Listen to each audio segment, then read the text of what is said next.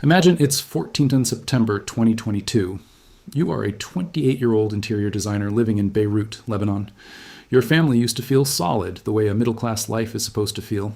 The apartment is modest but clean, the fridge is full enough, and the savings account holds money for bad days and bigger dreams. For months, your routine has been phone calls, paperwork, and long trips to a bank branch that keeps telling you your own dollars are not really available. Your younger sister has brain cancer. The surgery costs around $20,000, and the bank keeps saying no. If you have ever wondered how a country can look normal on the surface while the ground underneath it is already sinking, stay with me. What you're about to hear is not a theory. It is a pattern. It has happened before. And it usually ends the same way. And if you find value in this kind of historical clarity, subscribing takes 2 seconds. It keeps you ahead of what most people never see coming. So that morning, you walk into Blom Bank with a toy gun, a little fuel, and a promise you made to your sister. You leave with about $13,000 of your own family's savings and an official receipt. And overnight, the world calls you either a criminal or a hero. But the strangest part of the story is not the robbery. It is the fact that by then, hundreds of thousands of Lebanese people had already been robbed in slow motion. Their money was still in the banking system. Their bank apps still showed balances. Their government still used official language. Yet the wealth was gone in any sense that mattered. That is what this video is about. Not economic collapse as a sudden explosion, but economic collapse as a disguise. The quiet stage before the panic, the polished lie before the locked bank door. History shows that governments rarely walk in front of the cameras and say, the economy is breaking and your savings are in danger. They do something more subtle. They freeze withdrawals instead of admitting insolvency, which means they stop people getting their cash because the money is not really there. They print money instead of cutting spending, which means they create new currency to cover old promises. They defend fake exchange rates instead of accepting reality, which means they pretend the local money is stronger than it is. And when those tricks stop working, some of them stop publishing the numbers that would reveal the truth. Before we go further, there is something important to understand. Governments do not usually hide a collapsing economy by making the economy healthy again. They hide it by hiding the symptoms from ordinary people for as long as possible. Think of a house with termites in the beams. The paint still shines. The curtains still hang straight. Guests still sit in the living room and say it looks lovely. But the strength is gone where nobody can see it. In a real economy, those hidden beams are the currency, the banks, the government budget, and the trust that holds them all together. When a state spends more than it can honestly fund, borrows more than it can safely repay, or promises a fixed exchange rate it can no longer defend, it faces a cruel choice. It can admit the loss early and take the political pain at once, or it can spread the pain through time and confusion. Most governments choose confusion. They lean on central banks. They pressure commercial banks. They introduce price controls, which means legal limits on what sellers can charge. They impose capital controls, which means limits on how money can leave the banking system. They create multiple exchange rates, which means one official price for the currency and another real one in the street. They use patriotic slogans, enemy narratives, and technical language to make a simple theft feel too complicated to resist. This is why collapse often feels impossible right up until the moment it feels obvious. It is like watching a dam leak through tiny cracks while officials keep repainting the wall. The water is already moving. The pressure is already building. But because the structure is still standing, most people assume it is safe. By the time the break is visible, the smartest move is no longer available to the average citizen. The doors are already closed. The rate has already changed. The prices have already moved. The numbers on the screen still exist, but the world they represented has vanished. This brings us directly to Argentina. In the 1990s, Argentina tried to solve one crisis by creating a very hard promise. 1 peso would equal $1. The one-to-one peg, launched in 1991, was meant to restore trust after years of inflation. For a while, it worked. Imported goods felt affordable. Saving in the local banking system felt respectable. Middle-class families planned mortgages, holidays, and home purchases as if the floor under them had finally stopped shaking. A fixed exchange rate can feel like a steel bridge. As long as the bolts hold, everyone crosses with confidence. But bridges fail from stress you cannot see. Argentina's economy slid into recession in 1998. Debt mounted, confidence weakened. And because the peso was tied to the dollar, the country lost the flexibility to adjust. By late 2001, depositors were pulling money from banks. On 1st December 2001, Economy Minister Domingo Cavallo announced what Argentines came to call the corralito. Cash withdrawals were capped at 250 pesos or dollars a week per account holder, briefly lifted to 500 over the holidays. Foreign transfers were heavily restricted. The official explanation was that this would stop a run on the banks, which means a wave of people trying to get their deposits out before the bank fails. The deeper truth was harsher. If everyone tried to collect at once, the system could not meet the promise. Now look at it from the kitchen table instead of the finance ministry. Journalist Karina Echegaray and her family were in the process of buying a flat in Buenos Aires when the restrictions hit. Their savings were trapped. Long lines formed outside bank branches. Doors stayed shut. People banged on glass and got no answers. Soon there was looting, riots, and a state of emergency. By 20th of December, roughly 40 people had died in clashes with police. Argentina cycled through 5 presidents in days. In January 2002, the peso was allowed to float. It fell hard. The country defaulted on about $141 billion in debt. Inflation rose above 40% by the end of 2002. The unemployment rate was estimated around 23% in October that year. The detail that matters most is not just that Argentina collapsed. It is how the collapse was hidden until ordinary people could no longer react. The bank statement still said one thing. Real life said another. A family saving for a home discovered that money trapped in a bank is not the same as money you can actually use. Karina later said that when her funds finally came back, what had once been enough for an apartment was only enough for a car. That is the anatomy of concealed collapse. The value does not always disappear all at once. Sometimes it shrinks while locked behind official language. And here is where history gets uncomfortable. Another Argentine woman, Michela Ristano, had a small amount saved in US dollars. In the chaos, she exchanged those dollars at a favorable rate and paid off her mortgage with about $6,000, same country, same crisis, same week. 2 families standing in the same storm, but one was holding paper that the market still trusted. The crisis was not only about poverty, it was also about timing, access, and what kind of asset a person happened to be standing on when the floor gave way. Here is something I want you to think about before we go further. If your bank told you that your money was still there, but only allowed you to touch 60 euros a day, would you still call it your money? Drop your answer in the comments. Seriously. Because what I am about to show you next is the part of this story that most people never hear. And it changes everything. This leads to the second part of this story. Greece in 2015 was not Argentina in 2001. Different institutions, different currency, different decade. But the pattern rhymed so closely it is hard to ignore. For years, Greece had carried debts and depended on outside funding, while political leaders promised that membership in the euro area meant safety. To ordinary citizens, the euro felt like granite, hard money, serious money, the kind of money that belonged to strong countries. But a currency union can also work like a borrowed roof. It keeps the rain off until the owner decides the terms have changed. By June 2015, negotiations with international lenders were breaking down. Greeks were already lining up at ATMs, trying to pull out cash before something worse happened. On 28th of June, Prime Minister Alexis Tsipras announced a bank holiday and capital controls. Banks would remain closed up to and including 6th July. ATM withdrawals were limited to 60 euros per day. Transfers abroad were blocked for most people. Card payments within Greece still worked, but the message was unmistakable. The money might legally belong to you, but the state and the banking system would now decide the speed at which you could touch it. Again, notice the language. Officials describe these steps as temporary restrictions taken in the public interest, meant to preserve stability. That sounds clinical. It sounds responsible. It sounds like someone placing sandbags before a flood. But to pensioners standing outside closed branches, it felt like the country had turned to vapor overnight. Many older Greeks did not use online banking. Some did not have debit cards. Special branches had to open for pensioners without cards. In Athens, public transport was temporarily made free during the bank closure period, a small sign of how deeply normal life had been disrupted. Reuters reported that emergency liquidity for Greek banks had reached about 85 billion euros. That detail matters because it shows how close the system was operating to the edge. A banking system can look alive while surviving on emergency tubes. From the street, people still see signs, logos, marble floors, and customer service desks. Underneath, the institution may be breathing borrowed air. The controls were supposed to stop panic. But in a deeper sense, they confirmed the reason for panic. When a government has to cage the exits, it is admitting that free movement itself has become dangerous. Look at what happened next.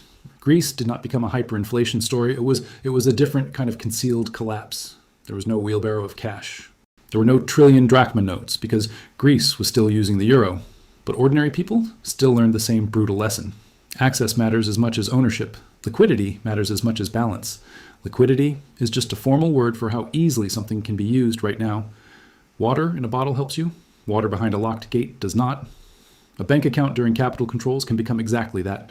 Water you can see but cannot reach.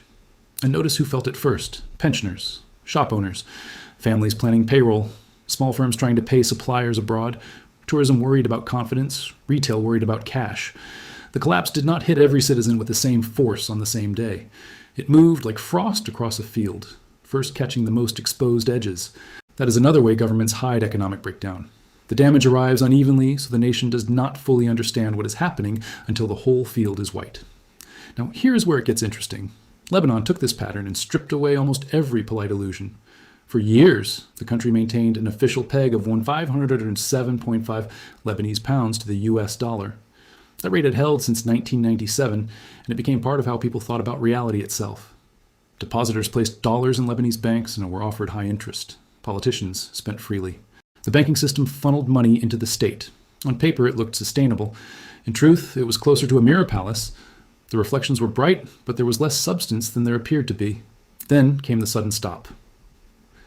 In October 2019, capital inflows dried up. The World Bank later said the crisis involved systemic failures across banking, debt, and the exchange rate.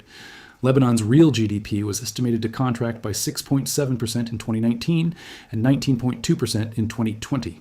By 2021, poverty was expected to affect more than half the population. Later reporting said GDP fell from about $55 billion in 2018 to roughly $20.5 billion in 2021. More than $72 billion in dollar losses accumulated in the financial sector after the crisis began. Those numbers are enormous. But what made the collapse feel unreal was the way the state and banks tried to keep the costume on after the actor had already left the stage.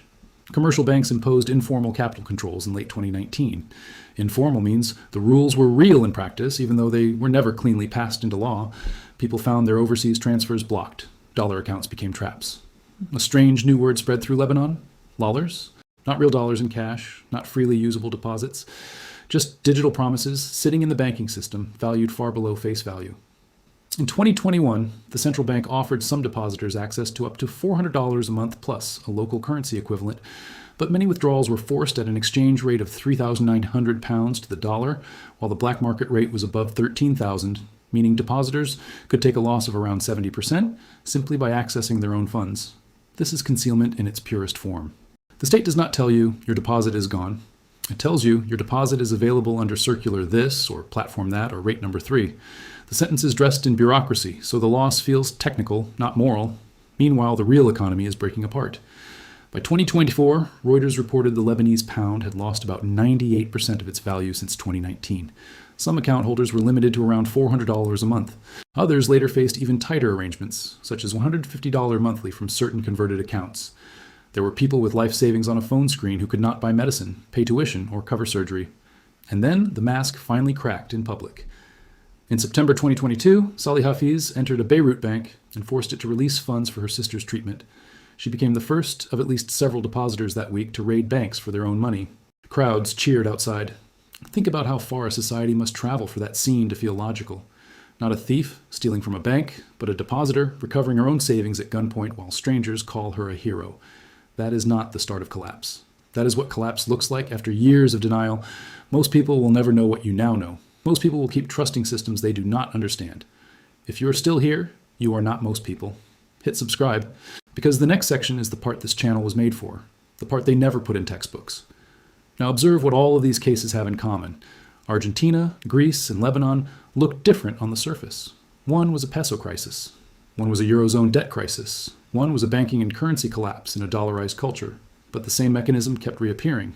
First, the state makes a promise it cannot comfortably keep. Then, it delays the recognition of the loss. Then it shifts the cost onto ordinary people by controlling access, changing the price of money, or changing the rules after the fact. The same mechanism, different countries, different decades, same result.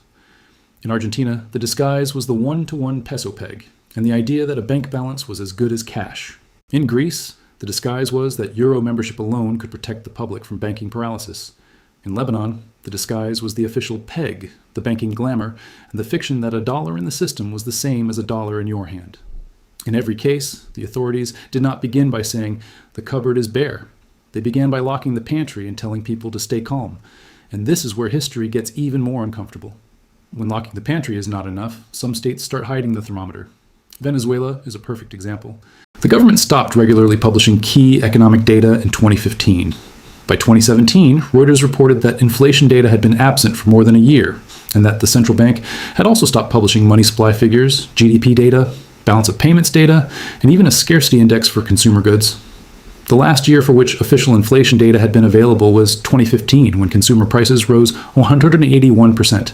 By early 2019, one major policy study estimated Venezuela had been in hyperinflation for 27 months, and that annual inflation had peaked around 1.3 million percent in late 2018. Zimbabwe followed a similar road in its own way. In July 2008, the central bank said annual inflation had reached 231 million percent. Officials then stopped reporting monthly inflation when it surged to just under 80 billion percent in mid-November 2008. Think about what that means. The patient is burning with fever, so the government removes the thermometer from the room. The Reserve Bank introduced $100,000, $500,000, and $1,000 notes in November 2008 and raised the daily withdrawal limit for individuals from 50,000 to 500,000 Zimbabwe dollars, a bigger bucket for a house already underwater. At this point, the pattern becomes impossible to ignore. When false prices fail, governments ration access. When rationing fails, they change accounting language. When language fails, some of them suppress the data itself. The aim is not always sinister in the cartoon sense. Sometimes it is desperation. Sometimes it is political survival. Sometimes leaders are buying time and hoping for luck. But for ordinary citizens, the result is the same.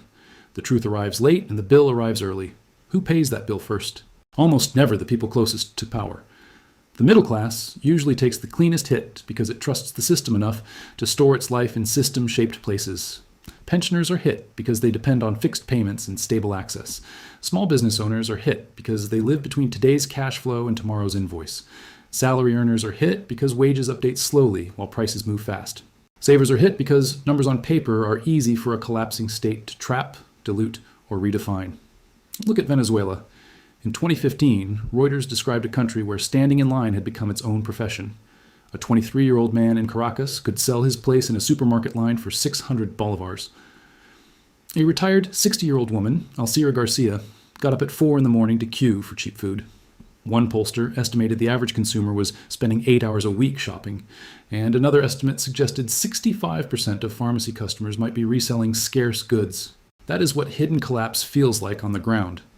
Not a single dramatic sound, but thousands of hours quietly stolen from ordinary life. Collapse is not just less money. It is less time, less dignity, less predictability. Look at Zimbabwe. Hyperinflation means prices rise so fast that money dies in your hand while you are still counting it. Savings vanish first because they are still standing still while prices sprint away. Wages chase from behind. By the time the paycheck arrives, it is already stale. Shops begin pricing in fear rather than arithmetic. Families stop planning in months and start planning in hours. When Zimbabwe eventually abandoned its currency in 2009, the conversion rate was 35 quadrillion Zimbabwe dollars to $1 US.